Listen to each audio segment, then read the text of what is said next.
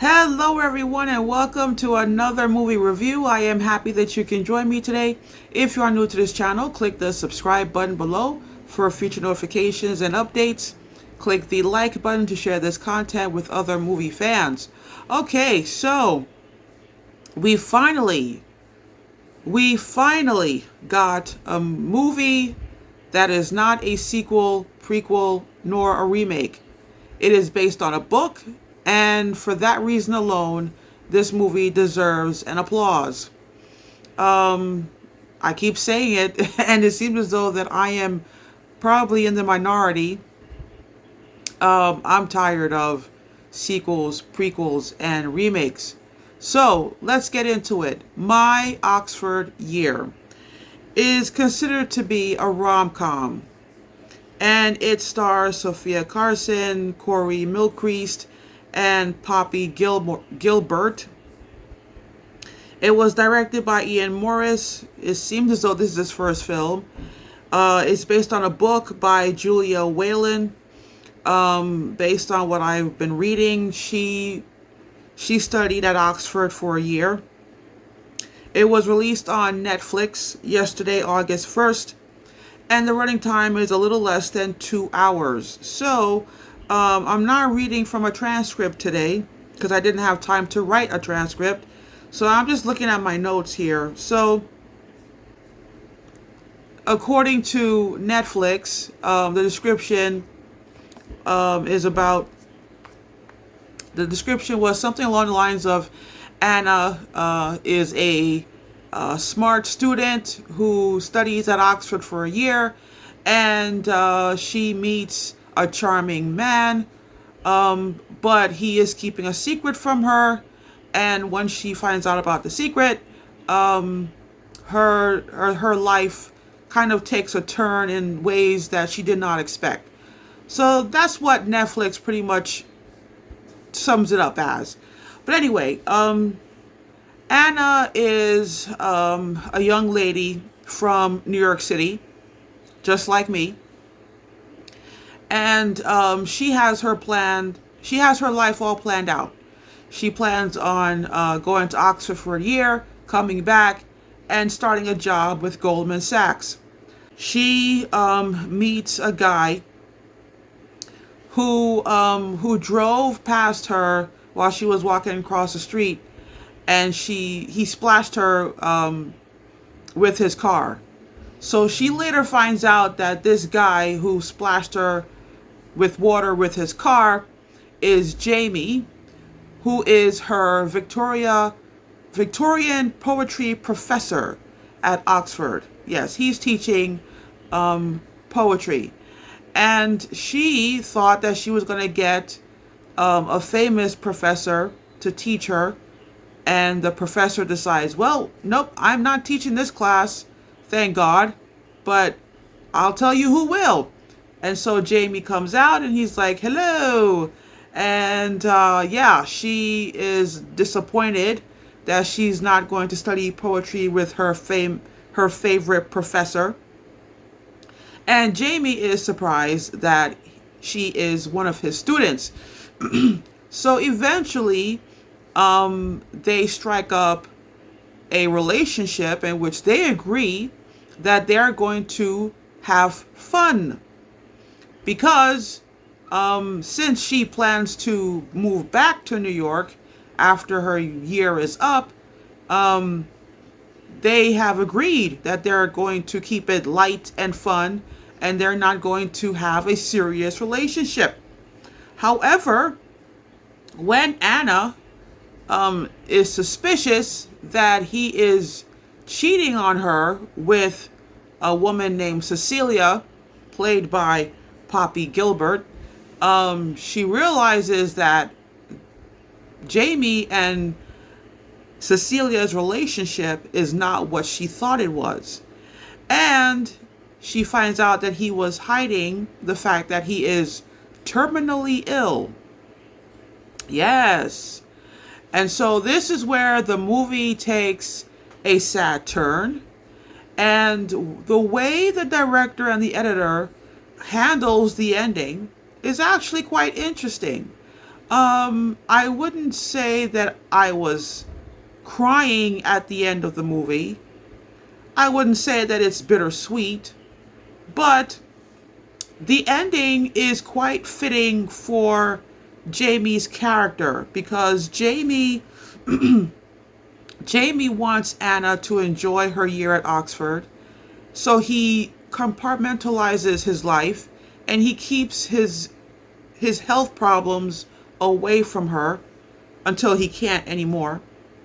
And then when they realize that they're both falling in love and that it is becoming a serious relationship, he's trying to help her to move on because he knows that he doesn't have much time to live. So he is trying to be as selfless, as unselfish as he possibly can be when it comes to Anna, and he's trying to protect Anna's feelings. And so what happens is that at the end of the film, instead of being sad for Jamie, instead of feeling sorry for Jamie, instead of feeling sorry for Anna, there is something of a dignified tone to the end where I'm not calling it bittersweet, I'm not calling it sad, but it is satisfying.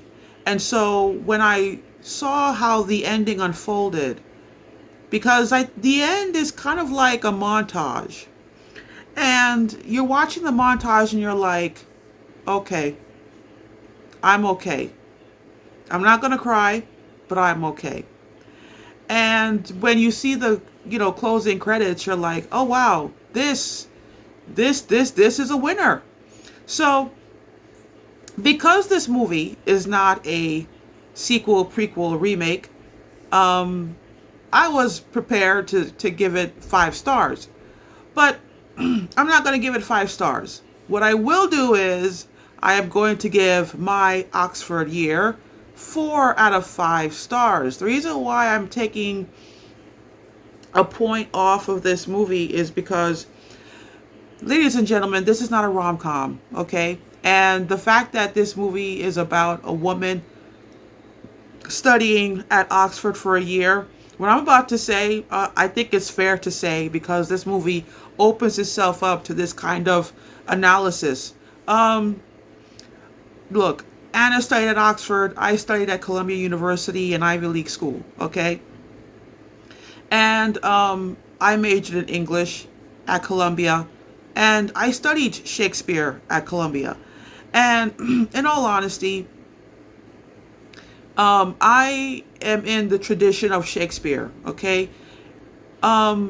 If a story ends in a marriage, it's a comedy. If a story ends in death, it's a tragedy. Now, that being said, you cannot call this a rom-com.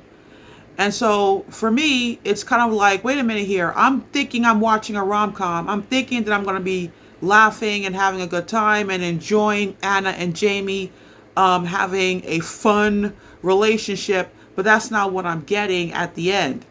And so that sad turn in the middle of the story is not what I expected. Another thing that I have to point out here is back in 2002, we had a movie called A Walk to Remember starring Shane West and Mandy Moore. And that movie is categorized as a romance drama. And what happens in A Walk to Remember happens in My Oxford Year. And so, in my opinion, this movie should have been categorized as a romance drama, which is perfectly fine. There's nothing wrong with making a romance drama. So I have no idea why you would call this a rom-com, because it's not a rom-com because of the end. And even though movie critics should not make movie reviews with spoilers, there's a reason why movies are categorized into certain genres, because the genres tell people what they should expect out of a movie. So yeah, don't tell me that this is a rom-com and the movie is not funny. What I love about Sophia Carson, I'm paying attention to the projects that she picks. Okay, My Oxford Year. Prior to that, it was The Lifeless. Prior to that, it was Purple Hearts. I am really loving what Sophia Carson is doing. She is one of the producers of My Oxford Year. Okay, and what I really love what she's doing is she's picking stories to tell that is not only entertaining, but it's also giving you some food for thought as to how you should live your best life. And she's getting us to think about certain aspects of our life. Like if you think about, this movie and then you think about The Lifeless, what The Lifeless was trying to teach us. Then there's Purple Hearts, where she plays a woman who is marrying a military man for health insurance, and he's marrying her for the extra cash. Why they got into the marriage, and what that leads to. You know, Sophia is she's not here to just entertain. She is here to think about life in a more circumspect way, and I am really, really excited as to what she does next. Yeah, but My Oxford Year is a pretty good film. I really do like the story, and I do like different aspects of it. The acting was strong, the direction was strong. Really liked the editing as well. So yeah, but that's my 2 cents. So anyway, that's all for today, my friends. Thanks a lot for watching, and I will see you next time with another movie review. Let me know in the comment box below what you thought of My Oxford Year. Take care.